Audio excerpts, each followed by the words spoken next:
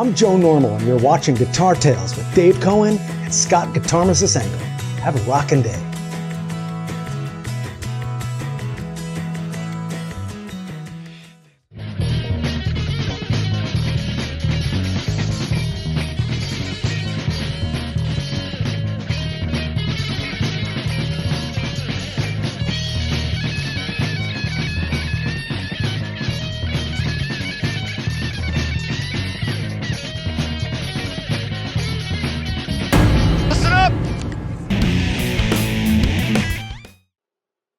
All right. If you are not proud of being a nerd and are not a nerd, just get off our show right now because this show is for the nerds of us, the proud nerds. We're going deep, deep, deep into a gear journey with our co host, Scott Guitarmas Stengel, who is a kick ass guitar player. He's our publicist. But we are going to talk about Scott's Frankenstrat that he bit by bit put together. It's gorgeous. It sounds great.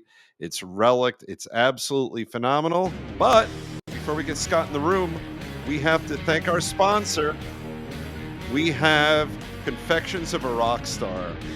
The weather's about to break right now, but we'll go in the freezing cold to go to this amazing place.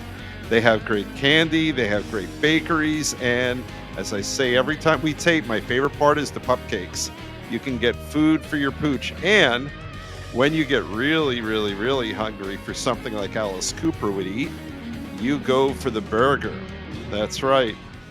First operating within the building and now operating outside of the building, Little Andy's Burgers, they are spectacular. So with that being said, for this intermezzo show, this is be a lot of fun. Scott, why don't you hop on in? I'm hopping. You're hopping. Yes. So this is the Frankenstrat show. It is. And Scott said it, and it's true. Van Halen moves the needle. He said that to me privately. Yeah. But I remember, you and I were in such close contact as you were doing this. So I'm going to do a straight up interview of you. You're no longer. Okay. You're I'll be here. I wear my Van Halen shirt too. Oh, I like it. I wore my warm shirt because this room I'm in is freezing. That's what I wore. So we all love Van Halen. That's the obvious part. But you went online and you got something called a Chibson. Tell us a little bit about that. So now, evidently, Chibsons are harder and harder to come by. I did a little search to see if there were any Frankenstrats available, and there weren't any. Wow. For sale. They're around. You can find them if you look hard enough. But what country do they come? Are they from China, Korea? Chinese, I believe. Okay. So I wonder if the tariffs may or may not have something to do with it now. I don't know. It could be a possibility because it's. I understand that the shipping is getting more expensive, and fees to get these guitars into the country now are getting a little trickier. And we did the unboxing. I just got my Ivy, which isn't really pronounced Ivy, and I probably got in right on time. $165, the one I talked about on our last show. But you got it from Amazon, so I didn't not buy this from Amazon. I bought it from one of those Chinese Amazons. Oh, interesting. Whatever the hell it's called. Oh, that's so not an expensive guitar to buy used, right? No. 200 and change shipped. Or it was new. I'm sorry, it's new, but it's obviously not a it's not a real Kramer. It's a knockoff. I got it. I was very happy with it out of the box, but it looked too new. Yeah, so for those of our guests or fans who don't know, Scott is an artist, literally, not sort of kind of. He paints. That came in handy with this guitar. Yeah, like he writes, he plays about 5 or 6 instruments. So this was sort of right up your alley because I feel like the artist in you was coming at you. Got so excited at every stage. When we go over these things that I did to the guitar, and again, we're gonna have links to all the crap I bought. That you too can buy this crap, and a lot of it's inexpensive. Some of it's a little more expensive when you're talking about pickups and pre-stressed parts. Yep. That were nicer than the parts that came with it. Like the switch was like pristine, shiny, new. You don't want that. Yeah. That's in the center of the guitar. we have a little 2-camera shoot action here, so we could show you that thing in the center there. Okay. Um, it was shiny white chrome clean, like so the fake pickup of the single coil and the centerpiece, the switch, Yeah. that was one piece. I got that off eBay. So Guy does right. a really nice job with the relicing and the wiring and that crazy stuff. So why don't you explain, because this is not a stock photo off of Getty Images. This is a live. This is a live shot of my actual guitar sitting right here in the room with me. At some point, I'm gonna have to go over and turn it around to show you the other side of what's going on in the back of this guitar. So you could say it was pre-painted, right? Yep. The nut holder at the top was straight. Eddie's is crooked. I don't know if I could show that. Let's see. There we go. That little bar at the top there. Yep. I made that crooked like Eddie's. So that's not a little bit of work, and then you have to think about intonation too when you're doing something like that. Well, because it's a Although locking nut holder. system. Yeah. Because it's a locking system, it really plays no. Okay. It has nothing to do with the string slipping around or anything. Just his was crooked for some reason. So I made mine crooked. There you go. That's the first thing I did. It's the nature of the product and the project, which is that you didn't pick this guitar because it's the best guitar you could possibly buy and play. It's because you wanted to have a guitar as a project that was as close as you can get to the real Frankenstrat, right? And quite frankly, I didn't care if it was super playable or not. I was sort of just going to hang it on the wall and make it look, cool. But I want it to look more authentic. So let's talk first. I want to jump in that. So when it comes out of the box, how playable did it turn out to be? The neck was straight. The frets were pretty polished, although over the winter time when it was hanging in my studio, the frets got a little sharp on the sides. Yep. Because it's settling. So I'm waiting a little while longer. Maybe in the spring I'll deal with that. It's not uncomfortably sharp, but the frets were, for what it was and what I paid for it, very playable, and right. The neck was straight and everything. I didn't have to mess with the truss rod or anything like that. The pickup that it came with was terrible. That pickup was replaced, and we can get into that too. Now you said for folks who aren't in the know, it has a dummy pickup, right? The single coil at the top is fake. It's not hooked up at all. This is the easiest pickup wiring job I've ever done in my entire life. Right. It doesn't have to work. Wow. So what now? Eddie, when he built the Frankenstrat, he had a dummy pickup also, right? Right. Yeah. The selector switch is buried in the middle of the guitar, does nothing. That's great. There's no tone, even though the knob says tone, but that's another story. That's great. When I got the guitar, it said volume. That's it. Which makes sense, but that's not what his said. His said tone. Oh, I love that. So you're doing deep research to get it exactly right. Close-up pictures as close as I can get to figure out where the scratches are supposed to be, where the stressing is. The other thing that was weird when it came with it is the quarter. Here's the actual quarter that came with the guitar, which it's got the holes in the right places and everything. Yeah. But it's a 1941 quarter, which turns out to be a collector's quarter. That's pretty wild that they sent you a 1941 quarter. It's actually kind of gold colored. Yeah. It's really weird, but it's not authentic. The authentic quarter that needs to go on there is a 70. Let me make sure I got it here. 71, 72, 71. 71D quarter. So where is that on the guitar? The 71D is on the bottom here. Hold on a second. Let's go down and look at it. Right there. Look at that. That's the 71D. Now, all right. So, did you buy a special drill bit to cut it up? This quarter came pre-drilled from eBay, believe it or not. So that was for this purpose. Buy the correct without digging through a bunch of change. You just shell out a few bucks and get the right quarter with the right holes in the right place. Even the little nick at the top. Can you see a little half moon nick? Yeah. Yeah, that's there. all the little extra holes and digs and gouges. I looked at the original Frankenstrat and drilled them in. It was kind of fun to figure. Well, this whole little hole goes here. There's a scrape over here. There's a little thing over here. Oh, is that super glued on? No, it came with 2 screws that were pre-stressed and whatever Wow. relict. I guess you could say they're a little rusty. It's amazing that there is a market for that. Yeah, and we're gonna have, like I said, we're gonna have the. If you want to get crazy, I got the eBay links.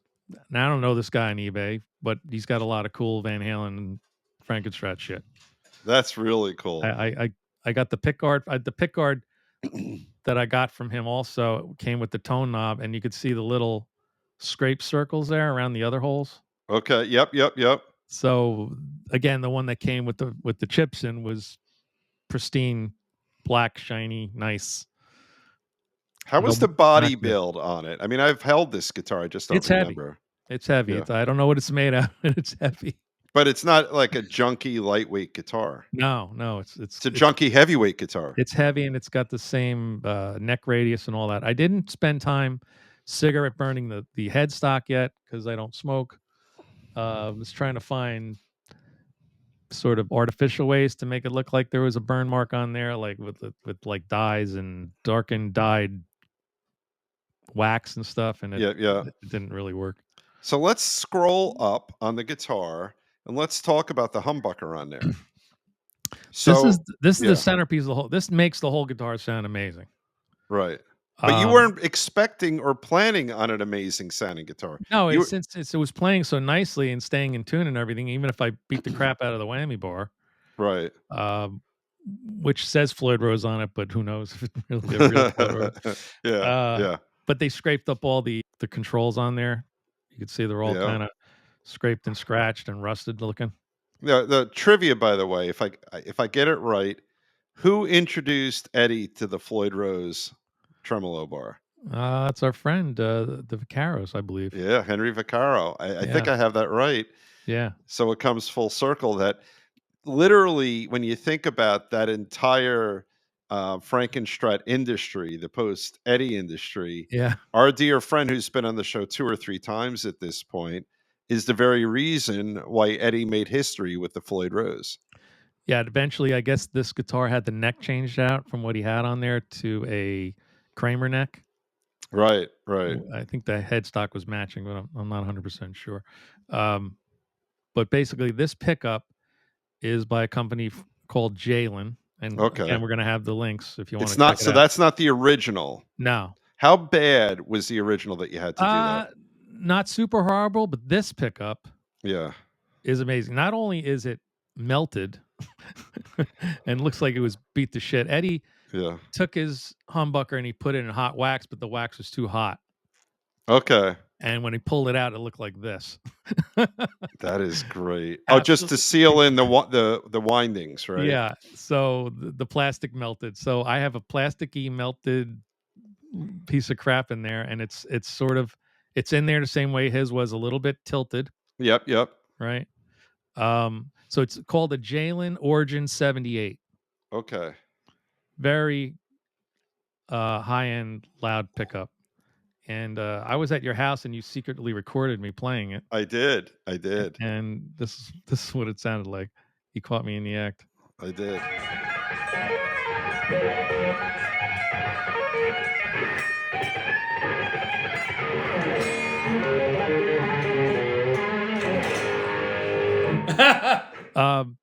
Yeah, so you could see it sounds a lot like the real deal. It really does. I was just playing through what was I playing through? Like a little practice amp or something? No, you were playing through product placement. You were playing through a bootlegger tube amp. I wasn't sure if I was plugged into your bootlegger or not. Yeah, you were plugged into my. This is like I'm almost holding up my Ernest and Julio Gallo, right? Now, our dear friend Chuck Wilson, we're doing product placement now. So we now know that the bootlegger can sound like Eddie Van Halen when you put the right guitar in there. Correct, and it's all about the tone knob. Yeah, it's so funny. You crank it up all the way, and if you roll it off, it cleans up nicely. Does it? Okay. Yeah. I did put a D-Tuna on it. For those of you who don't know what a D-Tuna is, that was an Eddie Van Halen invention. that's that little stick sticking out on the E string there.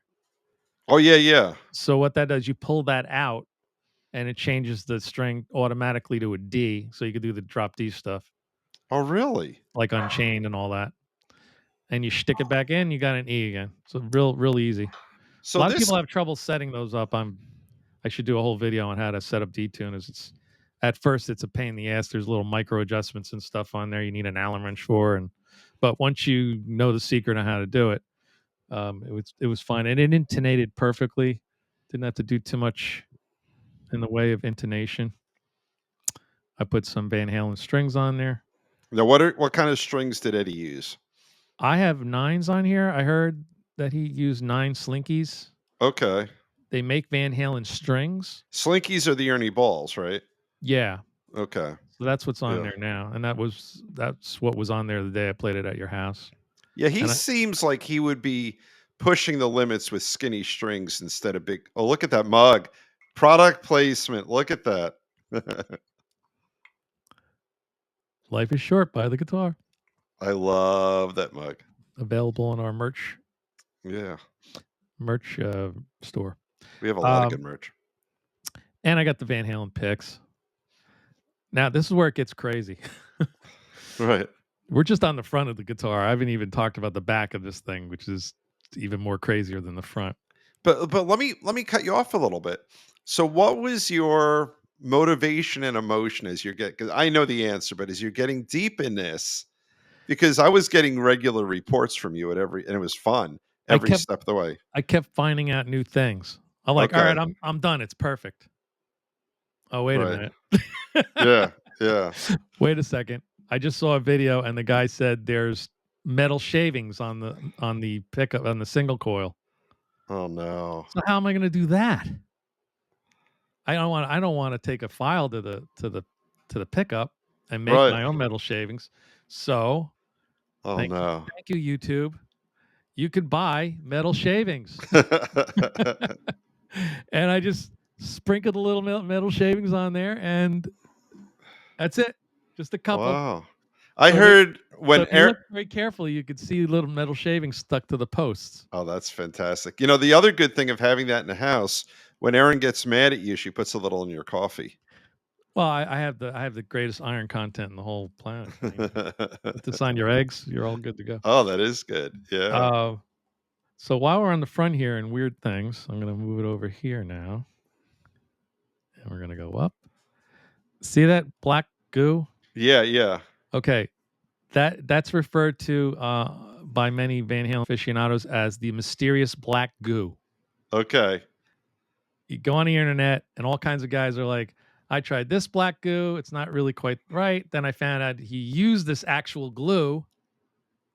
And somebody figured out somehow, maybe they were looking at a picture of his little studio there when he was working on all these things and saw a tube of this shit laying on the desk. You got to buy the T7000 black glue. And you just put a couple of dabs right on that on the horn there where it goes. And I tried to make the exact shape of the goo.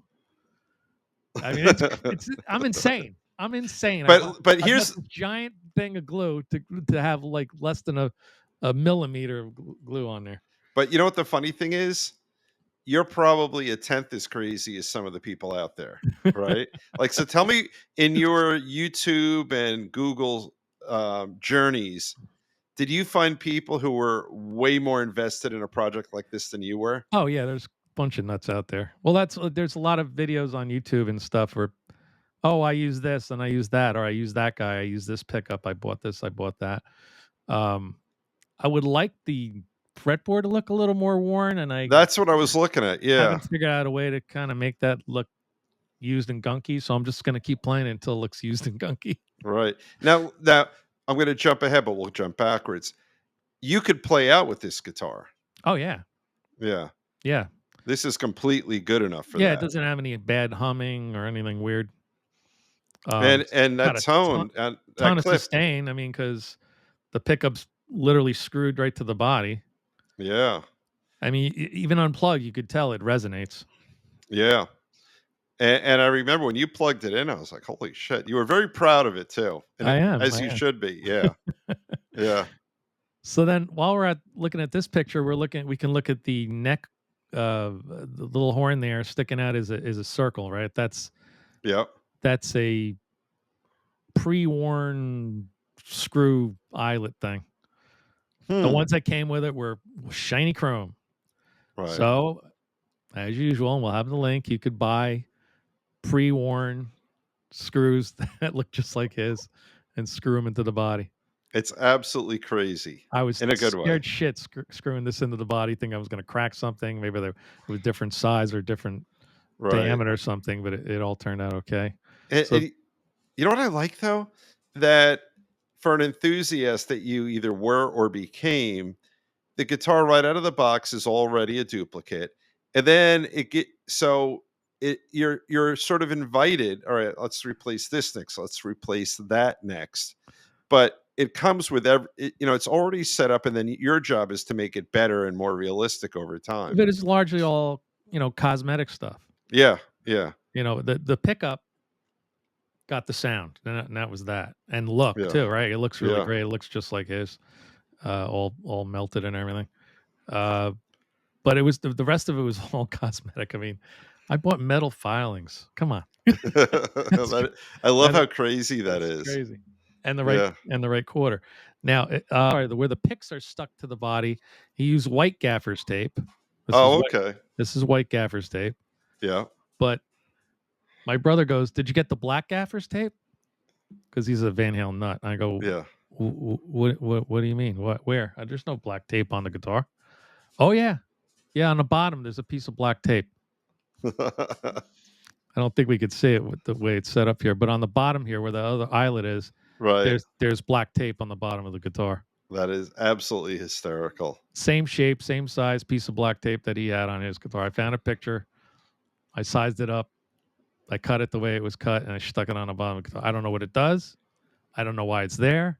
Maybe he was taping his guitar wire to the guitar or wireless unit. Now, I want to take a step back. So what keeps popping in my head is Brian May right Right. now. Because Brian May, when he had no money, he built his own guitar from scratch. Mm-hmm. And that's the guitar to this day, the very one he still plays. Yeah. And what is wonderfully amazing to me is that this guitar, which is literally a Frankenstrat, it's these crazy things that Eddie put together. And in a world when you could walk into a Guitar Center, if it still exists, or any guitar shop, or go on, Reverb or any of those sites, or what's the other one, Sweetwater, and you could spend $2, $3, $4,000 on a guitar. Mm-hmm. But some of the most iconic guitar driven music that we grew up on was on not expensive homemade guitars. Right. And so what you've put together, I mean, you could record a studio album with the very guitar you just worked on. Yeah. No, it's definitely playable and it sounds fantastic. Yeah, and it's just amazing to me because there's so many gorgeous, expensive guitars out there, but those two pop in my head. And the other one, I was just watching a video on Tom Petty, his guitar player. The Rick that he plays, he got for I think like 150, $200. Hmm. The one that's on the cover of that album with Isn't that with the really small face. Because after I bought my fake Rick, I was doing a little bit of YouTube research. But that, I mean, an iconic guitar, and it turns out he got a good deal. But still, what you put together here, I mean, I heard it firsthand. It sounds really, really Again, I good. thought I was just thinking of it as an art piece to stick on the Yeah. wall. That it was going to be total shit, but it turned out to be, wow, this neck isn't that terrible. I mean, Yeah. the strings it came with were horrible. My fingers were as black as my shirt. Oh, that's funny. That's very It funny. was shitty strings. Oh, sorry. That's funny. Oh, That's funny. Drinking. That's Yeah, here we go. this is funny drinking game. Yep. So, the tone knob. One other thing about the tone knob is you got to take a black Sharpie and color in the sides. Really? There's black Sharpie or something on the sides of the tone knob. That Again, is saw a picture. I'm like, oh, It says tone, and it's got black Sharpie on the side of it. You know what the worst thing is? Somewhere in this world are probably 200-300 people who would look at your guitar and say, that's an amateur job. There's no attention to detail here. Yeah. You Well, know, they might say that. They might say that. maybe not though. They This, also might say, why would you do that? Why don't you just buy a regular, store-bought Fender or whatever, whoever's making these now? EVH is making them. I don't remember, but yeah. But again, the same problem exists. It's too clean. Yeah, too mass produced because Now, Eddie's wasn't. Yeah. If you look at the white stripes, Yeah. Eddie being a heavy smoker that he was, Yeah. how do you artificially yellow your guitar to make it look like it's been sitting in a smoke-filled room for 30 years?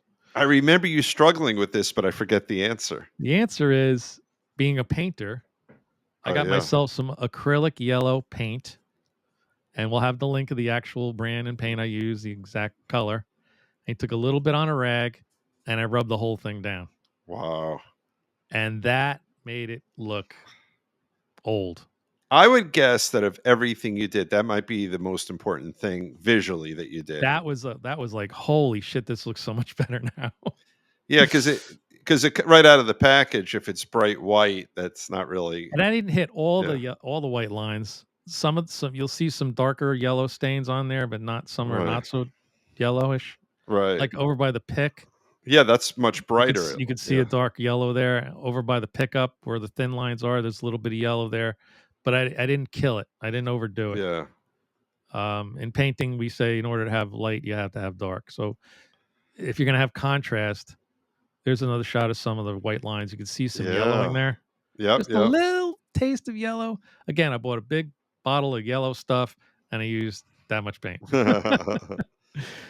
The other paint on this guitar that doesn't belong there, and there's a story that goes with why his original had this color paint on it. There's blue paint on it. Okay. Which is, you could see it more on the back. We're going to turn the guitar over in a minute here. Yeah. He put the guitar down in the green room on a poster that a fan made that the paint was still wet. Oh. And when he picked it up, there was this blue paint on the guitar. Then I was like, well, it's blue, but what's the tone? What's the color blue? I don't know what it is. So I was afraid to buy the wrong color paint. Turns out some guy on eBay, he'll say a little cup of blue paint, and it's the exact color. And all I had to do was look at the pictures and figure out where the blue paint has to go. And I was trying to mimic the paint stains that he had. So why don't I turn it around? We'll get a look at some of the blue and the reflectors and the other shit on the back. I want to see it. Yep. Okay, so now on the reflector, you could and on the edge of the guitar, you could see the blue paint. Yeah. Is that nuts? That is crazy. Oh man, it's just it was a sickness. Every day I'm like, all right, I'm done. My brother goes, "Did you get the blue paint?" No. What now? What blue paint? What? And by the way, you look in the bottom, there's the black Gaffers tape. Oh yeah. Yeah. So again, I don't know why that was there, but he had it, so I have it. All right, now you have to get the right reflectors. This came with reflectors on it. Yep. From Chibson, but they were the wrong reflectors. And I bet they were really bright and too shiny. There's a specific pattern inside the reflector that he had. Oh God. It looks like a tic-tac-toe game. You see that? I do. I do. So I had to buy those reflectors. I found a reflector set from a truck place. I got the link off of YouTube or something. You go to this truck place and you buy the exact brand reflectors. And because they're round and because they say stuff on them, like, and they're embossed with like Acme Reflector Company numbers and this and that. Yeah. And you have to put the reflector on the right way so the letters are pointing in the right direction. It was crazy. Wow. Then I had to take a perfectly good reflector and break it in half in the right place. So let me ask you this. In terms of the Eddie Van Halen lore, any understanding as to why he had reflectors on the guitar? Well, in stage lighting, if you hold it up, it'll reflect. the light shoots out of the guitar, and it really does. They're super reflective because they're supposed to go on tractor trailers, Right, right. so they're like super duper reflective. How reflective? Super duper. Oh, okay. Just making sure. That's what I call it. You don't get the super ones. You got to No, get the super duper reflective. and not just the duper. They have to be super duper. Yeah. And then I had to break it in half, and I had to leave a piece of the adhesive from the reflector when it was there on the guitar. Right? I couldn't just I break can it see in, it. I couldn't just Yeah. break it in half and stick it on there. I had to break it in half, I scored it with Yeah. a Dremel tool. Wait, how did you score it? Like this, Okay. stuck it on the guitar, and Right. then wiggled the top piece off carefully to leave The gooey adhesive. gooey residue on the guitar. That is That's how I did that. And it looks good. Well, it looks shitty, which means it looks good. Right? The springs look a little shitty and dirty too. See that? I'm sure that's intentional. Yeah. The springs were chrome clean, and I had some old springs in a box somewhere that rusted. I was like, great, now I don't have to buy those off eBay. So I got Oh my- rusty springs on there with rusty screws. Wow. That is actually the way the spring configuration goes. It's got 2 straight and 1 crooked. You know what's funny? As I'm listening to this and I'm thinking that's Eddie's baby, right? Right. I could see how that all these idiosyncratic attributes of the guitar made it his. And I keep coming back to Brian May. And I could just see those two guys brilliant in very different ways on guitar. And this becomes his baby and all the little funky things about it. And that's not the only guitar he owned and not the only guitar we saw him play, but that was his main guitar. I feel like he never stopped messing with it. I mean, it was Yeah. black and white stripe, and that looked cool. I would be like, all right, great, that's it. That's my guitar Yeah. now. Yeah. And then he went to this red and white thing. And then over the years, it just took on reflectors, and it got beat up, and then the wiring is weird. So what did he do weird about the wiring? It's just one humbucker with 2 wires. And that's it. It's directly connected to a volume pot. That's And it. so you don't even have like a capacitor in there for the tone because you don't need a capacitor. There's no tone. There's no single coil. There's no switches. Because I think I sent you a picture. I took apart my Ivy the other day. Yeah. And by the way, I did fix it successfully. Oh, good. Yeah. But I saw they had capacitors in there and all that kind of stuff. So there's no wiring. It's a pickup to the hot lead and the ground, and that's it. Yeah, the pickup wires is basically a metal mesh on the outside with a core. And that's it. That's your 2 leads. You peel away the outside to get your 1 lead. That's the ground. Right. And then you have the inside, and you just solder it right to the goddamn and that's it. jack, and that's it. And it's ready. And Eddie I didn't think it was going to work in a million years. I'm like, oh my God, I'm pulling this off of here. I don't know what I'm doing. Because, I was like, can it be that simple? You do a little deep dive on YouTube, and you're like, well, this is how you hook up this pickup. And the pickup comes with directions. Right. Because some pickups have 3 leads. This only has 2. It's sort of old school. So the 2 would just be hot and ground, and that's it. I think that's it, yeah. And then I think probably on the modern ones, you'd have positive, negative, and ground. Yes. Okay, I got More than it. likely. Yeah. Then the neck plate was wrong. So it's a 4-bolt neck, which is pretty cool. It's a 4-bolt neck. Yeah. The replacement neck plate I got came with 3 rusty screws, but the holes were too big to use. So we got the new screws. Can't have it all. But the neck plate has the right serial number. Oh my God. Which is, I don't know. Does anybody know what the Van Halen serial number neck plate is? The answer is, should we have another contest? I can't even read it from here. Yeah. 61071. That's crazy. Which is a great password, but it's not my password to my computer, so I don't even think about it. Yours is, yeah. You have Guitar Assist 123, right? Yeah, something like that, yeah. So I changed the neck plate. Wow. And did you have to relic that at all? Not too much. Not too much. It needed to be scraped up a little bit. Right. Oh, then we come over here. There's there's a whole bunch of holes on this horn Yeah. Yeah. because he was figuring out different ways to hook up his strap. Oh, okay. So he did the strap on the back of the guitar, then he did on the top of the horn, then finally he went to the tippy top of the horn, put that screw up there. So imagine me late at night with a screw with a drill. Yeah. One hole here, and a chip, and then a hole here and a chip, and then a hole here. You know what you should do? Have you ever found like iconic pictures of the original Frankenstrat, and then tried to almost stage a photograph of your guitar to do a side by side? That might Uh, be kind of fun to put on, like to frame it in your house. Pretty close, but Yeah. the original striped pin job is not accurate compared to the real one. Okay. So the stripes are thin in some areas they're not supposed to be, and they're thick in other areas they're not supposed to be. Right. But that's at the end of the day when you look at it, you say, "Oh, that's it," right? I mean, Right. Yeah. This. nobody's going to know exactly where those stripes go.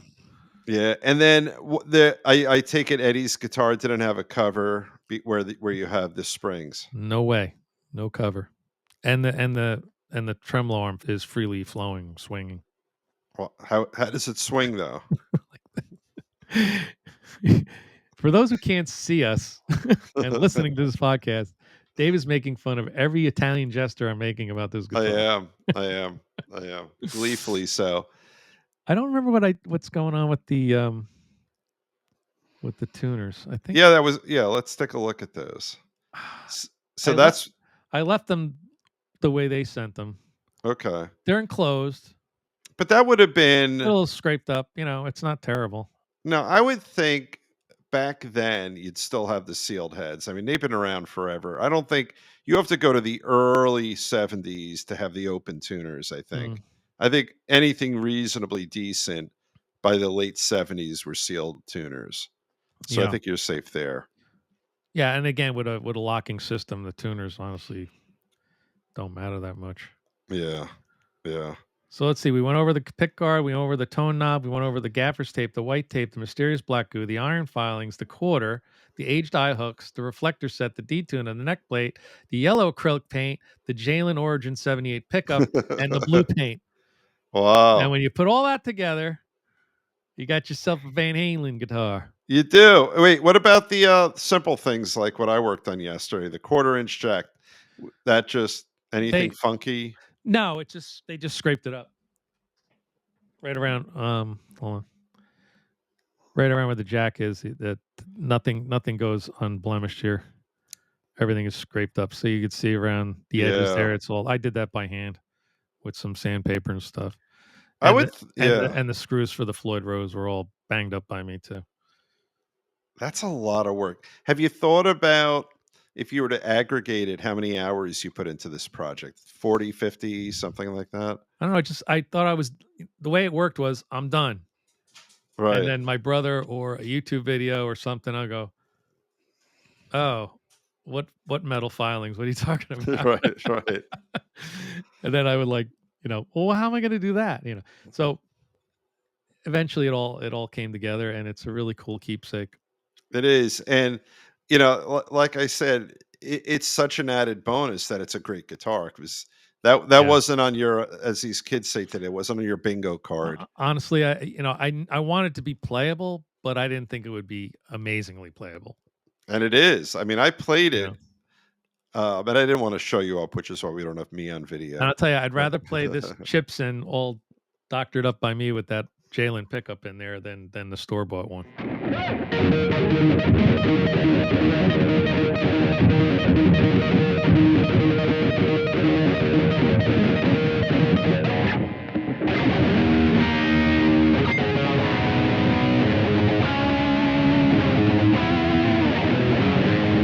There's no way. Yeah. This thing just is a monster. No, I when I played it, you sort of undersold it to me. And when I picked it up, the action was great, the sound was amazing, the neck felt great, the weight distribution of the body was nice. It's very, very, very playable. Very playable. And maybe it gives us some sense as to why Eddie stuck with it Mm. the way he did. I mean, I That, was going to get crazy and change the volume pot because the volume pot that's in there doesn't have the same resistance and all that kind of crap. I guess he has a Right. special bigger volume pot in there. I don't know much about electronics. Maybe we need an electronics expert in here. But once I plugged that, I soldered that pickup in there and I turned up the volume and I played. I'm like, I'm done. That's it. Sounds great. Yeah. Why am I going to mess with the volume pot? Well, you kicked ass, my friend. And we Thanks. have the video proving it. I think you have one other video. Don't you have something else I floating have around? now when I first got it and I first put it together, I put a silly video online of a still shot of the thing with people talking about it. And here's what they had to say. There it is. Magnum. Holy moly. Yeah, baby! That's what I've been waiting for! Dear God. It's beautiful. It is. It is. And speaking of art and designs, I want to give a quick shout out to a company called Drum Art. Oh, yeah. DRUMART. I cheated a little bit being an artist. I hate using AI, but just for shits and giggles, I asked AI to create a band logo for my father's band from the 50s called the Rocketones. Right. And I take a little credit because I had to tell AI what to do. Right. And then I doctored up the final image. But I wanted a retro looking 1950s logo for a band called the Rocketones. It should have a rocket on it, and it should have my father's stage name. My father's name was Hank, so his stage name was Hanky Panky for a little while. I like that. So I got Hanky Panky on the bass drum with the logo and everything. Anyway, it came out amazing. I'm super happy. I put it on the bass drum today, and I got the light shining on it. It looks really great. It looks really great. And the turnaround time was extremely short. I think it was like a week, less than a week. And they sent it to me on an Evans head, which is, if drummers know, the Evans are some of the best heads around. So it's not a crappy head with a crappy sticker on it. Yeah. It's a high quality bass drum head cover. That is fantastic. I even got the hole for the bass drum mic. Oh, I like that. You can pick out what color you want. I got red. It matches very, very, very nicely. So thanks, Drum Art. Good stuff, man. Yeah. Good stuff. Well, this was a fun one, my friend. That was a quick 45 minutes. It really was. We had a lot of ground to cover because you did a lot of stuff to that guitar. Little things here and there. Yeah. Yeah. I was so crazy with the scraping in the right places and stuff. And nervous. That was the hard part. You were nervous at every step. Just like, see those little stippled scrapes on the edge there? They're not Yep. really connected. That was a pain in the ass. I bet that would be, yeah. Because there's paint underneath the paint. So when they painted this guitar, they did paint it like Van Halen painted his. They must have used tape. Yeah. And peeled off the tape in the right places. The black and the red and the white. So if you scrape away the red, there's white. If you scrape away the black, there's sometimes red or white. Yeah. It's kind of crazy. That's good stuff. But it plays well. And I did buy pupcakes over the weekend, and I saw Kimmy, and I said hi to Kimmy. Oh, very nice. Infections of Rockstar. Yeah, I will probably be back there before the weather breaks, but I'll definitely be back there when the weather breaks. They have cake pops now, and they are stupid good. Oh, I'll have to try them. Yeah. I will have to try them. We had just come from brunch, so I didn't have an Andy's Little Burger, but people were eating them in there. They were all chowing down on burgers and eating. So Andy's is still in there? Yeah. Yeah. Oh, good. Yeah. Yeah, I want to try that. They must have a little area in the kitchen where they fry up their goodness, and they bring it out front with the French fries and everything. It's pretty great. Good stuff. So with that, we're still working on a couple of shows. We got some good stuff coming, and I got a pretty steady schedule at work for the next 3 months or so. So it should be a little easier for us to bring in guests. We can't keep saying, "Hey, can you be on tonight?" Yeah, which we say in the afternoon, which is near impossible to pull that off. Yep, and we have our Who round table we're putting together. I think that should be a summertime, and I'm there at your house in person thing. Oh, well, that might gel well because I will announce to you right now I'm having a Who party this summer. Nice. So we saw a band, I think out of Long Island, a Who tribute band in They were Atlantic great. City. Yeah, they were You remember the outstanding. name of the band? We'll plug them. It will magically it will be on the banner. It's not that I'm forgetting the name right now, but it will magically appear on the Google it banner. and pretend that you just came up with it on the top of your head, and we'll edit it in. How's that sound? Yeah, we'll do something like that. It's yeah, I forget the name actually, but they were fabulous. That guy looked a lot like Roger. He had the moves. Yeah, and Lisa and I were trying to figure out if that was a wig, and I said it can't be anything other than a wig. It has to be a wig, right? He had a he was younger than us, but older than Daltrey was when and then he's wearing the same shirt they have in that iconic Bobo O'Reilly Right. Yeah, you I know, saw that. Where do you yeah. find that stuff? Listen, That's the internet is a feast for the eyes, children. You can get out there and find exactly what you want. If you yeah. need filings, you go to Amazon. If you want a quarter with holes in it, you go to eBay. That's right.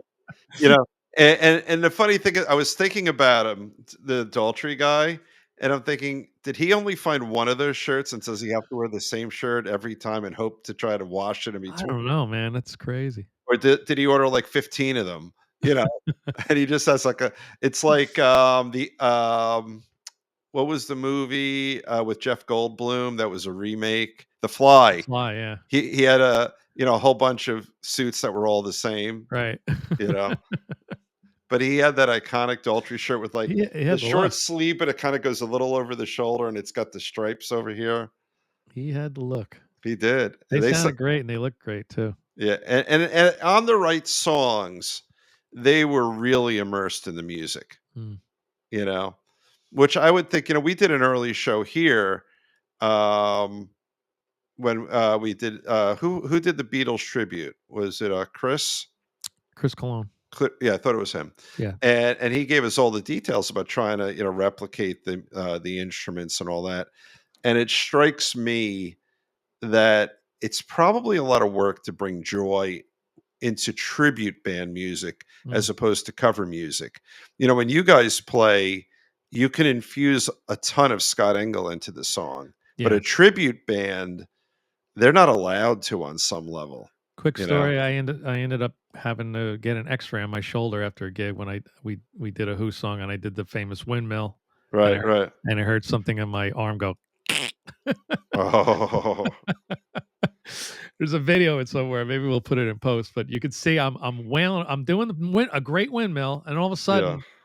I'm doing not such a great windmill because my arm is killing me. Wow. Well, And that's like, I yeah. ended up having to go to an orthopedic surgeon to find out what happened.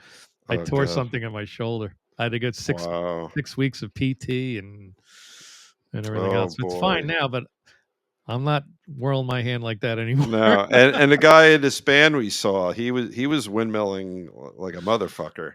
It's probably a bad thing for your rotator cuff to be doing that. Yeah, it's a very unnatural movement.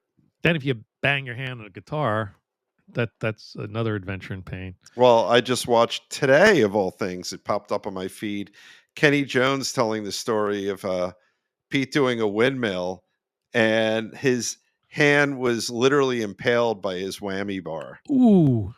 And they were somewhere on the West Coast, and they actually happened to be right near a hand surgeon who put Pete back together, and he was able to continue the tour. Which man. I didn't remember that story, but he was literally impaled. Ouch. That's dangerous things happen in rock and roll. Yeah. Remember, like pyrotechnics and stuff are always. Oh yeah. Keep me scared. Yeah. We had somebody bring pyrotechnics to a show we were going to do, and he was testing it out, this sparking thing, and I'm like, "That's really hot. You sure it's not going to hit the ceiling or the curtains or anything?" And then we decided, like, don't shoot that off. Yeah. Yeah. The confetti cannon is propelled by carbon dioxide. So that's okay. Not carbon monoxide, the dioxide. So science kids, make sure you get the right formula. the right oxide. Yeah. So that's that puts fires out. I don't want to be on fire. No, you don't want a Michael Jackson Stanley your with show. his wig on fire on Kiss. With That's pyrotechnics. interesting. I came up with the Michael Jackson example. You had the better one for our show. Yeah. Yeah. Fire. That's right. So that's it. Let's wrap it up. Alrighty, my friend. And We again, will just see a you next reminder, time. we're gonna have a lot of new shows coming. We're working on a drummer show. We Which are. reminds me, I tried playing Keith Moon stuff and that maniacal drumming. That's a lot harder than it sounds. And it sounds hard to begin with. It is crazy. Your hands are all over the place. Yeah. And we still, Mooch, we're still going to get you on here to talk about AI and stuff. We are. We made an AI song for you. That's right. We asked AI to make a song about Mooch. So that was pretty good. That'd be a lot of fun. Yeah. So let's wrap it up with let's do Johnny Compton. Alrighty. And his character Wheedles. I like it. There's an 80s band there in West Virginia. Hello, Johnny. All right. Take care, Johnny. How's it going? This is Wheedles from Hair Supply. You're watching Guitar Tales with Diamond Dave Cohen and the legend, the guitarmist Scott Engel. Get some.